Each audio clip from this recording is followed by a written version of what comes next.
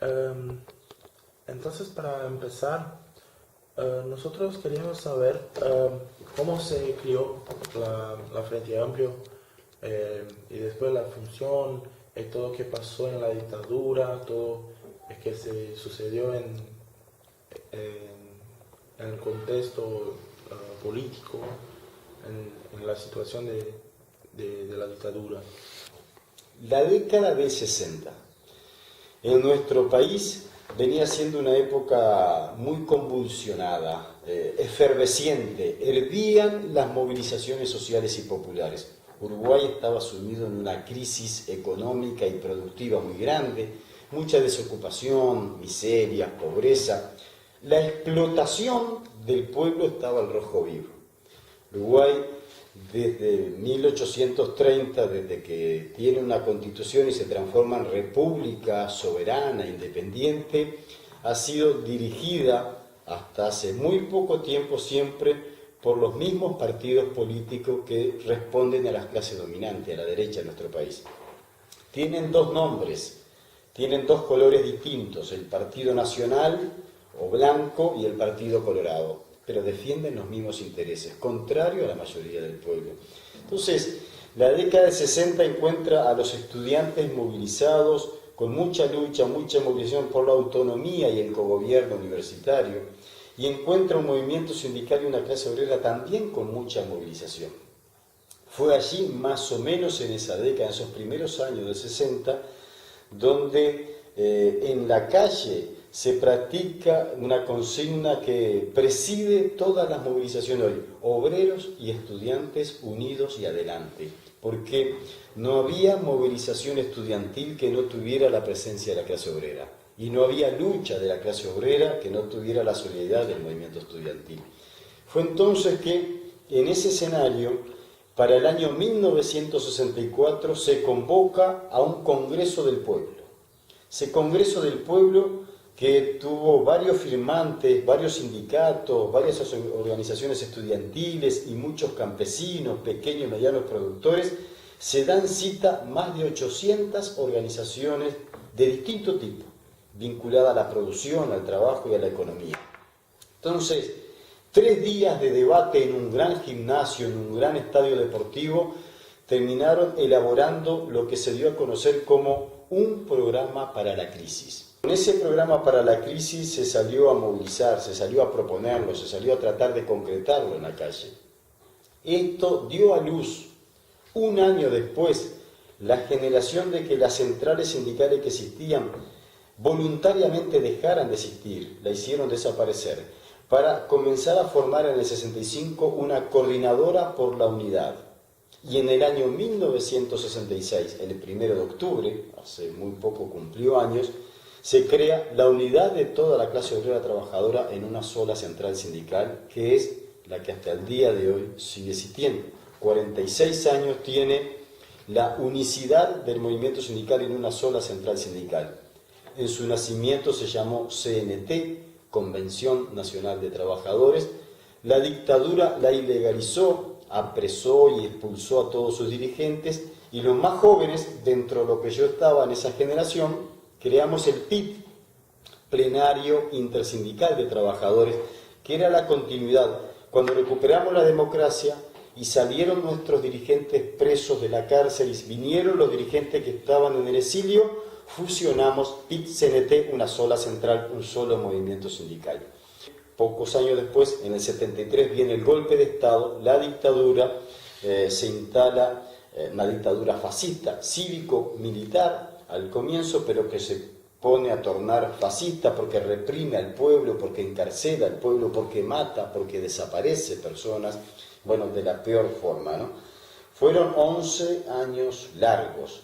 El Frente Amplio igual vivió en la clandestinidad y vivió en el exilio. En varios puntos del mundo donde había uruguayos, había un comité de base del Frente Amplio en el exterior que hacía solidaridad con los uruguayos que estábamos acá, pero además hacía denuncias internacionales contra lo que estaba haciendo la dictadura en nuestro país. Bueno, finalmente en el 84 derrotamos a la dictadura producto de mucha unidad, más allá del Frente Amplio, del movimiento sindical, del movimiento estudiantil, de las fuerzas demócratas de los partidos políticos de la derecha que también se integraron. O sea, logramos vencer a la dictadura. En el 85 se instala el primer gobierno democrático posterior y ahí ya empezamos a crecer, prácticamente a doblar el voto del conjunto de los compatriotas. Y el ascenso ha sido permanente hasta que en el 89, en el año 1989, logramos quedarnos con el gobierno de Montevideo. Es la primera vez que el doctor Tabaré Vázquez asume como intendente, lo que ustedes llaman prefecto, en Uruguay es el intendente. Tabaré Vázquez es el gobernador de Montevideo durante 5 años. A partir de ahí nunca más perdimos el gobierno de la capital. Gobernamos siempre, hace 22 años de corrido que el Frente Amplio gobierna la capital. Y bueno, sigue su ascenso para que en el 2004 Tabaré Vázquez ahora se convierta en el primer presidente de izquierda del Uruguay. Durante 5 años gobierna. Volvemos a ganar las elecciones hace 2 años atrás. El Pepe Mujica, un ex guerrillero del MLN, del movimiento Tupamaro, que estuvo preso durante 13 años y torturado, se convierte en el segundo presidente de la izquierda, que es el gobierno que tenemos actual. Bom, a gente consigo entender que a ditadura aqui no Uruguai foi todo um processo, vários eventos, né, que foram acarretando.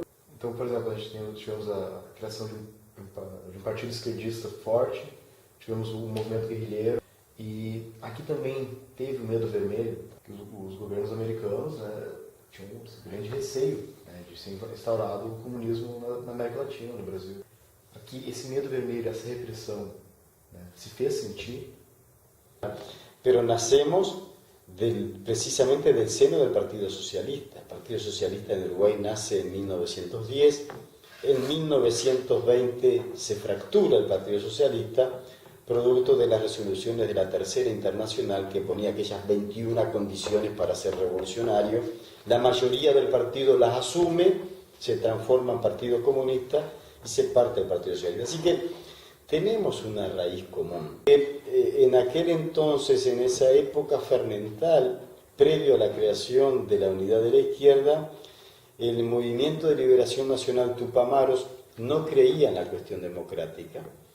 Nos decía que las balas y las metralletas no entraban en las urnas de ninguna votación y que el camino era ir a hacer una guerrilla urbana. Nosotros teníamos una fuerte contradicción ideológica en torno a que el camino era de acumulación de fuerza, de construir unidad, de fortalecer la clase obrera de los estudiantes, porque el Uruguay, por su geografía, es un plato, es muy llano. El Uruguay no tiene condiciones para una guerrilla y pensábamos que nuestro pueblo no estaba preparado para eso. Ellos igual fueron a la guerrilla, es conocida la historia de los Tupamaros, pero ellos crearon un brazo político, el 26 de marzo, que sí tiene concepciones marxistas. ¿Y usted qué miraste en su vida particular en la época de la dictadura? ¿Usted fuiste perseguido o algo así? Yo comienzo a estudiar en la secundaria al mismo momento que el golpe de Estado de la dictadura. Y el movimiento estudiantil me fue abriendo los ojos, fui preocupando, interesándome más por las cuestiones políticas. Y luego, en el 78, empiezo a trabajar y ya en el mundo del trabajo empiezo a generar conciencia, a agarrar conciencia de lo que estaba pasando, a hacer acciones de solidaridad con los familiares de los presos, de los detenidos, de los desaparecidos, y eso fue paulatinamente llevando a tener una militancia política. Bueno, tal es así que en la misma clandestinidad, primero me convierto en dirigente sindical y al poco tiempo me afilio al Partido Comunista. O sea que, sin tener antecedentes, se fue creando la cabeza con otra época distinta, ¿no? Otra donde a los 15, 16, 17 años ya era muy común tener ideas políticas, ideas de militancia a pesar de la dictadura. Hoy día hay un cambio de época y a veces cuesta más que un joven, que la juventud se arrime más a la actividad política o piense más política. Una sociedad en consumo desarrollada, que no quiere decir que sean cabeza hueca, como acá le dicen a veces, sino que puntualmente la juventud responde cuando se siente involucrada y convocada, cuando hay objetivos. Yo creo que a la izquierda también le falta um pouco disso. Nesses dias que a gente ficou aqui fazendo esse trabalho de pesquisa, a gente conversando com as pessoas, a gente percebeu que ainda existe uma cicatriz muito grande por ser, pela ditadura ser muito recente. Como é que está as buscas por justiça dessas pessoas que foram desaparecidas ou que perderam, tiveram diversos prejuízos pela perseguição?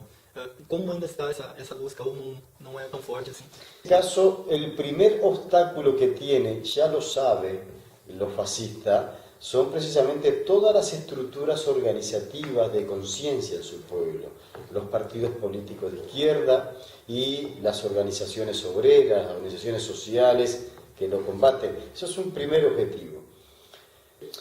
Ellos fueron implacables, se ensañaron, fue virulenta. Jóvenes de 14 años promedio los llevaron presos, detenidos por un cuartel, y a las muchachitas las violaron, las vejaron y torturaron a los muchachitos. Hoy día ellas, después de mucho dolor y mucha vergüenza, ya mujeres grandes ahora han denunciado, han colocado esa denuncia. Todo método de tortura, desde la picana, el submarino. Algunos salieron impotentes, no sirvieron más como hombres, siendo muchachitos jóvenes, lo agarraron de 15, 16 años, lo largaron de 26 o 30 años después de la tortura, inutilizados para procrear en el futuro. Y a muchos todavía hoy ni siquiera sabemos dónde están, lo han desaparecido, lo han enterrado, lo han tirado al agua, vaya a saber qué han hecho con ellos. Los fascistas son cobardes, la dictadura fue cobarde y enfrentó a pueblos organizados y valientes, sin ningún arma más que su opinión, que su cabeza, porque tienen la razón los pueblos. Y a la larga los pueblos vamos a triunfar, no hay dudas. De la misma forma que Brasil, Chile, Argentina, Uruguay, Bolivia, Perú derrotamos las dictaduras, también vamos a derrotar este manto del silencio que se han querido encubrir estos cobardes, y más temprano que tarde vamos a conocer la verdad.